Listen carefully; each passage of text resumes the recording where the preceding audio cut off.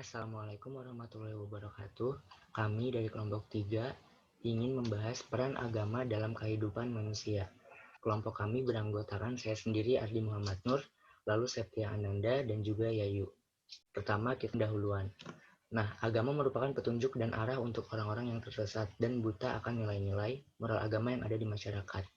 Agama dalam kehidupan ini mempunyai peran yang sangat penting karena dengan agama kehidupan manusia menjadi pribadi yang lebih baik. Oleh karena itu, peran agama ini sangat sekali penting untuk kehidupan manusia agar manusia ini mempunyai arah dan tidak tersesat.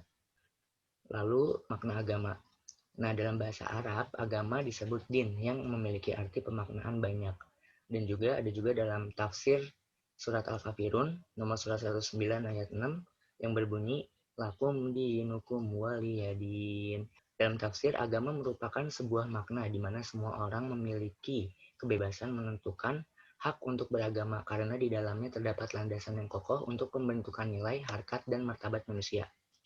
Lalu, Mukni Ali dalam A. Abu Sodikin juga mengatakan tidak ada definisi agama yang diterima secara umum karena memberikan definisi itu adalah suatu hal yang cukup sulit.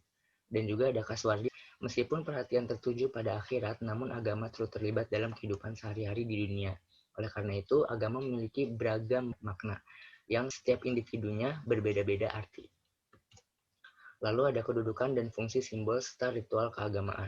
Pertama, kedudukan agama menurut pasal 1 Undang-Undang Nomor 1 PNPS tahun 1965, agama yang dianut oleh masyarakat Indonesia dan mendapat perlindungan hukum ada agama Islam, Kristen, Katolik, Hindu, Buddha, dan juga Konghucu. Ada 4 pandangan berbeda dari kedudukan agama, yaitu pertama menurut filsafat sesuai dengan logika dan dalil nakli ataupun akli. Menurut ilmu kedudukan, itu kebenaran yang diperoleh melalui proses ilmiah, dan menurut pengetahuan, kebenaran yang dapat diterima oleh akal manusia, dan juga menurut agama, kebenaran yang mutlak dan jelas dan berdasarkan langsung dari wahyu Allah Subhanahu wa Ta'ala.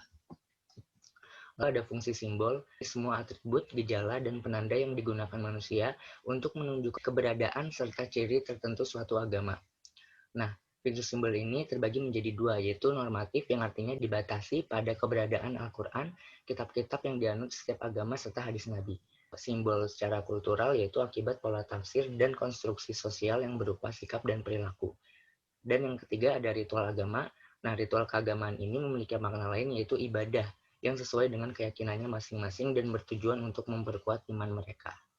Selanjutnya akan dibahas oleh Septia Ananda. Assalamualaikum warahmatullahi wabarakatuh. Perkenalkan, nama saya Septia Ananda Rahmawati. Saya akan menjelaskan tentang keanekaragaman pemahaman dan sikap beragama. Negara kita memiliki keanekaragaman dan keunikannya masing-masing. Keanekaragaman sendiri memiliki makna yaitu suatu kondisi yang ada di kehidupan masyarakat di mana menyangkut pada suku bangsa, ras, agama, budaya, serta gender. Keanekaragaman dalam pemahaman beragama merupakan suatu bentuk keniscayaan. Indonesia sebagai negara yang dimana masyarakatnya beragama serta multikultural yang dapat menimbulkan keanekaragaman dalam memahami soal keagamaan. Pemahaman keagamaan merupakan suatu tafsir atas pokok-pokok agama serta memaknai atas doktrin agama. Kemudian sikap beragama. Sikap keagamaan merupakan suatu keadaan yang ada dalam diri seseorang yang mendorongnya untuk bertingkah laku sesuai dengan bentuk kepercayaannya. Setiap agama mengajarkan bagaimana cara berhubungan baik dengan agama lainnya. Sikap beragama yang diberikan dan dijelaskan setiap agama, khususnya pada agama Islam, adalah sikap beragama yang toleransi dan inklusif. Sikap toleransi adalah sikap yang mengutamakan saling menghargai satu sama lain antar penganut agama, guna menghargai perbedaan dan keyakinannya masing-masing untuk mengantisipasi perselisihan dan pertikaian di antara masyarakat yang berbeda pemahaman ajaran agama yang dianutnya. Kemudian nilai-nilai keagamaan dalam lingkungan pendidikan, keluarga, dan pekerjaan.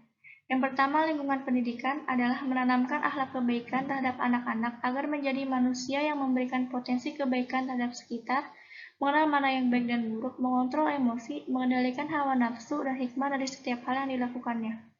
Yang kedua, lingkungan keluarga, yaitu menumbuhkan potensi fitriah. Orang tua sebagai proses peletakan dan menumbuh kembangkan potensi fitriah dalam diri anaknya. Kemudian menanamkan nilai-nilai pendidikan Islam yang terdiri dari pendidikan iman, pendidikan akhlakul karimah, dan pendidikan ibadah. Pendidikan iman adalah segala sesuatu yang telah ditetapkan berupa hakikat keimanan. Pendidikan akhlakul karimah adalah hubungan manusia dengan orang lain, maka akan diketahui karakteristik individu tentang kelebihan dan kekurangan, mana yang baik dan buruk akhlak dan kepribadiannya. Dan pendidikan ibadah adalah segala perilaku dalam bentuk penyerahan kepada Allah Subhanahu wa taala seperti amalan rutinitas yaitu sholat, puasa, dan zakat.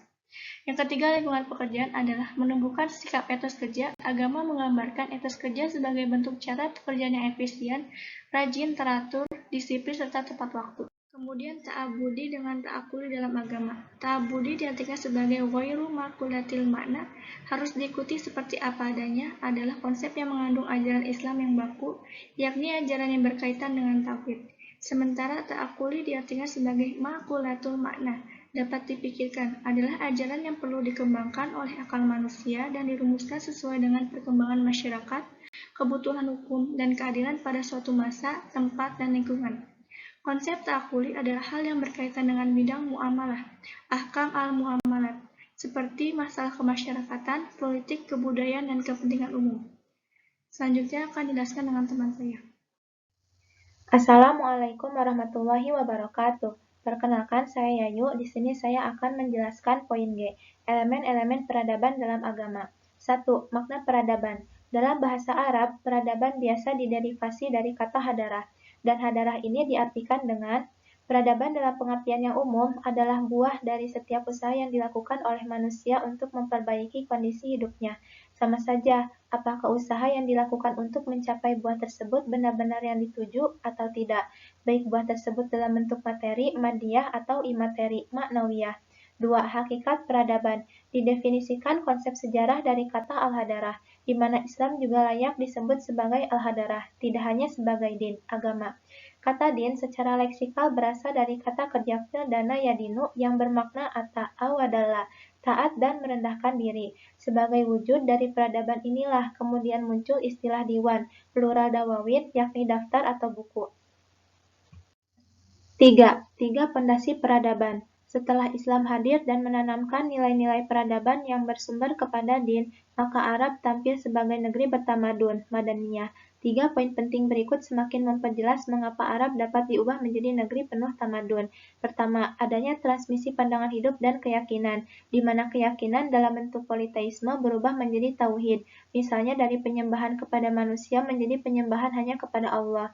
Kedua, transmisi keilmuan, al-naqlah al-ma'rifiyah. Ini yang disebut dengan tahawul ma'rifi atau perubahan ilmiah. Ketiga, transmisi metodologis. Diyakini secara jamak bahwa metode manhaj berperan penting dalam gerak pemikiran manusia, peradaban secara umum, dan transmisi metodologis dalam Islam harus masuk dalam nalar Islam yang mencakup 3 hal penting seperti hukum kasualitas al-sababiyah, hukum sejarah al-qanun at-tarikhi, dan metode eksperimental al-tajribi. H. Praktik-praktik keberagamaan dan implikasinya terhadap peradaban. Agama dipeluk dan dihayati oleh manusia. Praktek dan penghayatan agama diistilahkan sebagai keberagamaan atau religiusitas. Agama bersumber pada wahyu Tuhan. Dalam Islam, dimensi praktek agama atau peribadatan menyangkut pelaksanaan sholat, puasa, zakat, haji, membaca Al-Quran, doa, zikir, ibadah kurban, dan ibadah-ibadah lainnya.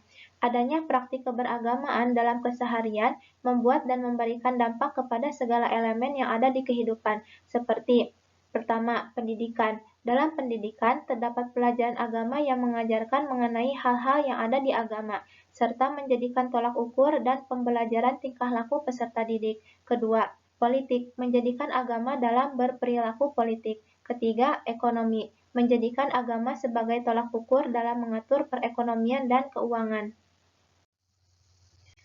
Kesimpulan, agama mempunyai peran penting dalam kehidupan. Agama menjadi landasan dalam berperilaku dan mengedepankan moral dan nilai yang ada. Agama mengarahkan kehidupan manusia menuju ke jalan yang benar. Agama menjadi persoalan sosial, tetapi penghayatan dan pemahamannya bersifat individual. Oleh karena itu, individu harus bersungguh-sungguh dalam mengetahui bahwa agama mempunyai peran penting dalam kehidupan. Agama menjelaskan kepada manusia bagaimana menjalani hidup dengan menyebarkan sikap kebaikan terhadap sesama, menjalani hidup dengan memberikan nilai moralitas yang baik, memaknai nilai toleransi antar penganut agama, serta membangun keyakinan yang kokoh. Berikut daftar pustakanya. Sekian presentasi dari kelompok kami. Mohon maaf apabila ada kekurangan dan kesalahan. Terima kasih. Wassalamualaikum warahmatullahi wabarakatuh.